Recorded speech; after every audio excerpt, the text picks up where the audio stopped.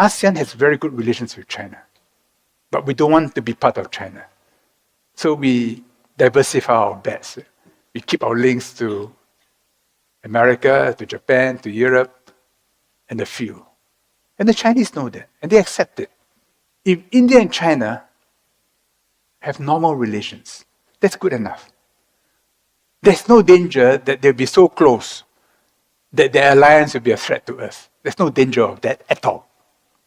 Because while each respects the other as an ancient civilization, each also has prejudices against the other, which means the relationship will always be a little tense. Squeezing the Hormuz Strait was bad enough. Can you imagine if China squeezes NVIDIA chips? There's no alternative in the West and in Japan. China has alternatives, not as good, but good enough. Can the US prevent China from having a chokehold on NVIDIA chips if there's war? Absolutely not. 大家好，今天给大家带来新加坡前外长杨荣文在本地的公开演讲节选。杨荣文深耕外交领域数十年，执掌新加坡外交多年，兼具军政商界。智库多重阅历，常年穿梭中美、东盟、印俄、中东各地，是全球公认极具参考价值的地缘战略观察者。这场演讲立足东南亚小国视角，客观剖析当下全球多极化变革，完整拆解东盟均衡外交的底层逻辑，深度解读 AI 芯片带来的全球科技格局重塑，同时预判中印、俄罗斯、中东各国长期发展走向，还推演了2050全球经济体排名。演讲里以中文矛盾阐释攻防平衡，聊到通信设备，大国制衡的观点直白犀利，全程不带阵营偏见，全部从各国现实利益出发冷静推演。接下来我们一起来完整聆听杨荣文外长的这段深度分享。 And then a few years ago, when AI started developing its exponential development, they were so confident in America. They thought that no, China can never catch up because the advantage was in hardware and in software. Until China came out with DeepSeek. Then the whole game turned. Edward Snowden revealed to the world what he and others did with PRISM, where they were able to monitor anyone in their system, including Chancellor Merkel's mobile communication. AI, by pushing that stack from hardware all the way to the top into every country, would have given to the Americans and the Israelis a degree of control over the whole world, which is Orwellian. But that led to arrogance, to hubris. And that's the reason why Huawei and Chinese systems became a threat, because then you may not be able to monitor everybody. I remember when Xi Jinping gave 2 Xiaomi phones to the Korean president and his wife. Xiaomi phones. They make Samsung and they give them Xiaomi phones. The Chinese don't do these things lightly. So the Korean president laughed and said, oh, but what about security? Xi Jinping, I think, expected that question. So he said, aha, no backdoor. Why did he say that? He was telling the Korean president, your Samsung phone has backdoors. It was a very pointed remark. Now, whether Xiaomi has a backdoor or not, we don't know. So far, there's been no evidence. Who knows? But the point is, I think it is a safer world when there are multiple systems. Many of us wonder whether, after Trump, the world will return to where it was, as if he's an aberration. He's not an aberration. Trump was created by a movement which reflected growing American insecurity about itself and its place in the world. Angry that the new values, the woke revolution, far from creating a future, was subverting that future. But their response was to go back to the past, instead of accepting the reality and finding a better way forward. Trump is not a philosopher. He has no sense of history. What he has done is, he shakes the box so hard that all the pieces inside will eventually find their equilibrium. So he's hastening the process of history. Therefore, we should not expect the world to go back to the past after him. He's brought the future forward. And that future will be a multipolar world. China, we all know. India, chaotic though it may be, not China. Lee Kuan Yew once said, never speak about India and China in the same breath. But for those of us who go to India, and I went there 3 times in January and February, after 8 years, there is a palpable transformation. It's organic. So India will be a separate pole because it's too big. And Russia could not be subdued. The strange thing about Russia is, like iron, the more you hit it, the stronger it becomes. Russia, because of the war, has seen its industry revitalized and given the people a new spirit. Will it be aggressive like in the past? It cannot be. It's not big enough. But is it a power to be walked over? You believe that to your own regret. Then further away, in the Middle East, if you are Qatar, Bahrain, Abu Dhabi, Saudi Arabia, all these American bases have been destroyed or severely damaged. Do you think the US will spend further trillions of dollars to rebuild these bases? I doubt it. And if you were a Gulf state, do you want these bases rebuilt and become targets again? I doubt it.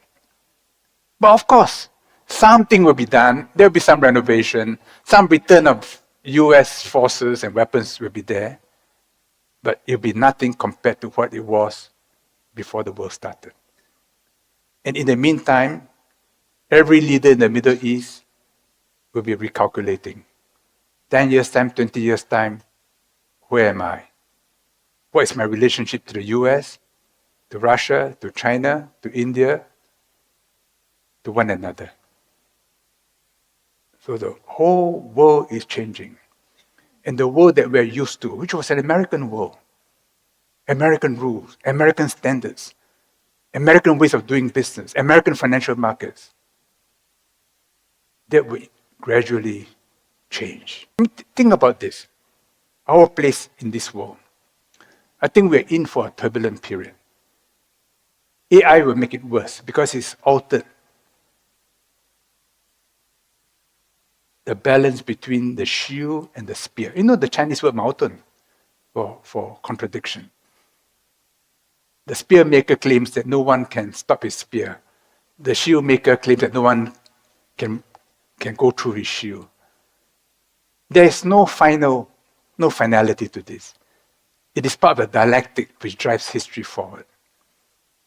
So we are going to see continuous change in this world. But in our part of the world, ASEAN has very good relations with China. But we don't want to be part of China. So we diversify our bets. We keep our links to America, to Japan, to Europe, and a few. And the Chinese know that, and they accept it. And India, for a while, thought that it could pivot to the Americans by having China as a common threat, found that was a dead end. So India is now mending its relations with China, and China wants to mend its relations with India. It will take time because these are big countries. But little by little, it is happening. I think it will continue. If India and China have normal relations. That's good enough. There's no danger that they'll be so close that their alliance will be a threat to us. There's no danger of that at all. Because while each respects the other as an ancient civilization, each also has prejudices against the other, which means that relationship will always be a little tense. But if they have good relations and there's peace between them, we are safe in ASEAN. And think about it. China, ASEAN, India. That's more than half the world in population. That will be maybe 2/3 of global GDP in time. By 2050, you look at McKinsey studies. Number one economy, China. Number two, probably US. Then India will be number three. Maybe India can be number two, we don't know. Number four, Indonesia. And Singapore, happily, is in the middle of that region. Can we get serious with Jeremy's question now? How likely is the risk of Taiwan derailing what is happening in ASEAN and Asia at large? If you're a Taiwanese, let's say you're deep green in Taiwan, and you nurse the hope that one day when China is in trouble, the Red Sea will open and you can go to the promised land, which is independence. If the US cannot subjugate Iran easily, can it take on China? So I'm sure this thought must be in the minds of many young Taiwanese. They say, oh, better not be too dark a green, maybe a lighter green. We want more autonomy, we want to talk, we want to delay it further. I think better talk, because in any case, Trump is not going to, on our behalf, sully his relationship with China, which he needs for the economic health of the US in the coming months. And that's why when Zheng Liwen went to China recently, and the Chinese played it very well, it was a huge success. And it has shifted the needle in Taiwan. So I'm more hopeful for Taiwan now. Is there the possibility of war? No. It's very simple. Squeezing the Hormuz Strait was bad enough. Can you imagine if China squeezes NVIDIA chips?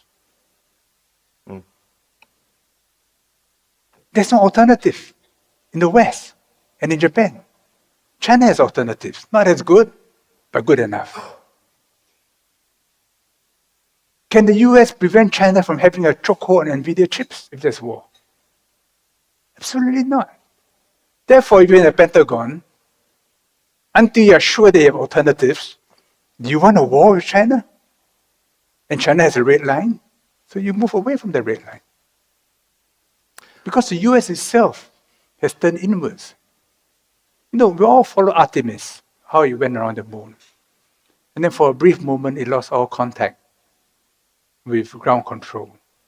China has a relay satellite circulating the south pole of the moon. And China offered it to the US that you can be in continuous communication. For those of us who know physics, this is not a satellite which goes around the moon like this. It goes around the moon like a halo around the south pole. It's at a point called the Lagrange point in physics, where there's equilibrium. Okay, slow down. So China launched it because it went behind the moon and it put a little buggy there, which is still roaming around. Every 2 weeks it has to sleep and then wakes up again. Because it's too cold, right? During night. So China offered it to the US. But NASA dare not accept Chinese help. A self-confident US would never behave like that. But this is where we are now. 看完新加坡前外长杨荣文这场演讲，相信很多观众都会有完全不一样的地缘思考。杨荣文从事外交工作多年，亲身见证几十年全球格局的起落，常年奔走中美。印度、俄罗斯与中东各国，他的观点不偏向任何大国，始终站东南亚小国的生存视角。这也是整场内容最有价值的地方，我们一点点拆解他演讲里的核心观点，聊聊背后藏着的世界变化。首先说东盟的平衡外交。很多网友会简单贴上两头下注、左右逢源的标签，但杨荣文把背后的生存逻辑讲得十分透彻。东盟各国和中国经贸绑定很深，共享产业链、区域发展红利，谁都不愿意切断合作。可从安全、发展多元化的角度，东盟不能完全依附单一国家，所以同时维持和美国、日本、欧洲、印度的往来，最关键的一点是中方完全看透东盟的选择，并且坦然接受这种均衡相处模式，不会强迫阵营站队。这种互相理解、彼此包容的区域相处模式，在当今世界其实十分难得，只是很多西方媒体不会客观讲述这一层逻辑。紧接着是中印关系的分析，也是演讲里很有意思的一段。大众舆论里，大家总容易放大两国的分歧，默认中印会长期对立。但杨荣文结合多年外交接触，给出了冷静判断。中印同为传承数千年的文明古国，历史认知、民族思维天然存在差异，双边关系注定会长期带有一丝紧张感。但两国不存在结成同盟，威胁其他国家的可能性。如今双方都在主动修复双边往来，稳步缓和矛盾。一旦中印维持正常平稳的关系，再叠加东盟庞大人口体量，亚洲会聚集全球1半以上人口，等到本世纪中叶，这片区域甚至能占据全球2/3的经济总量。2050年经济体排名的预判也印证了这一点。中国、美国、印度、印尼会稳居世界前4大经济体，地处东南亚核心的新加坡天然会成为各国贸易外交沟通的中转枢纽，地缘优势会持续凸显。再聊整场演讲的重点 AI 与全球芯片科技博弈，杨荣文从棱镜计划说起。当年美国依靠软硬件全产业链优势，能够监控全球各国领导人的通讯，就连默克尔总理的手机都没能避开监听。这件事让所有国家意识到单一技术体系的巨大隐患。曾经西方笃定芯片 AI 领域的优势无法被追赶，可 DeepSeek 等国产大模型的出现直接扭转局势。他还举了当年中方赠送韩国小米手机的真实往事，一句没有后门暗含的深意值得细品。各国都清楚，单一国家垄断通信设备会丧失信息安全主动权。如今多国主动打造本土科技产业链，多元技术体系并行反而能降低全球安全风险，没有任何一套设备能做到绝对无漏洞，分散选择才是各国自保的务实办法。如果未来出现芯片供应层面的限制，西方和日本短时间内找不到替代渠道，但中国已经搭建起可用的替代方案。这种科技底气是过去很多西方国家低估的。然后是中东局势的推演，杨荣文的判断十分现实。长久以来，美国遍布海湾国家的军事基地是当地的安全依靠，但一旦爆发大规模冲突，美军基地遭到重创之后，美国很难再拿出数万亿美元完整重建。卡塔尔、沙特、巴林这些海湾国家也不愿意再次把国土变成冲突靶点。冲突过后，中东所有国家都会重新盘算自身外交路线，重新梳理和美国、俄罗斯、中国、印度的关系持续几十年，由美国制定规则，掌控金融与军事秩序的单极世界正在一步步缓慢瓦解。这个过程不可逆，所有国家都要适应全新的多极环境。关于俄罗斯的部分，他的评价客观中立，没有情绪化的偏向。持续多年的各类打压、制裁没有压垮俄罗斯，反而倒逼本土工业体系重新复苏，也凝聚起国民的精神向心力。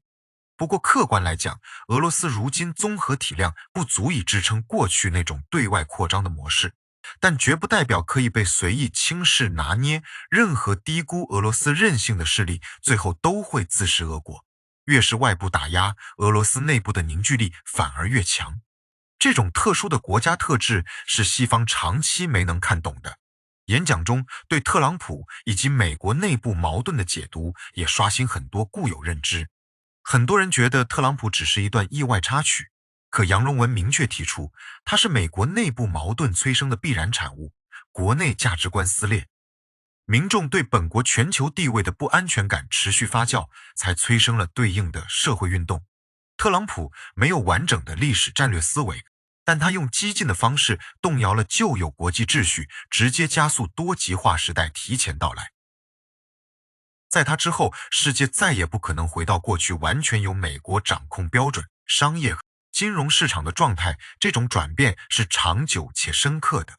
杨荣文还用中文矛盾这个词生动解释 AI 带来的全球力量变革。从古至今，进攻手段和防御工具永远互相制衡，不断迭代，这种辩证关系一直在推动历史前进，而人工智能的出现直接打破了原本攻守之间的平衡。先进智能技术既能强化防御，也能大幅提升打击能力。未来很长一段时间，全球都会进入一段持续动荡的调整期，各国都要重新调整自身安全策略。最后，他聊到台海局势，全程立足整个亚洲发展大局，理性分析。对于岛内不同立场的群体，极端路线根本不具备落地的现实条件。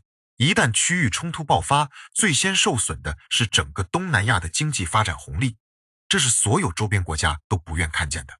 无论是岛内青年还是各方势力，都能看清现实，对话、协商，维持区域和平稳定，才是契合所有人长远利益的选择。单纯依靠外部势力谋求对抗，最后只会得不偿失。整场演讲没有晦涩难懂的专业理论，全部是杨荣文数10年一线外交工作积累的真实观察，不吹捧，不抹黑，完全基于各国实际利益做推演。不管你平时关注国际地缘、科技竞争，还是全球经济发展趋势，这段分享都能提供全新的中立观察视角。多极化已经是无法逆转的时代大趋势，大国要学会平衡竞争与合作，中小国家也要找到适合自己的外交生存道路。本期新加坡前外长杨荣文的演讲分享到这里就全部结束了。如果这段深度内容给你带来了新的启发，欢迎点赞、收藏视频，方便后续回看。大家对于全球格局、大国平衡外交有什么自己的思考，都可以在评论区理性友好交流。我们下期再带来更多优质内容。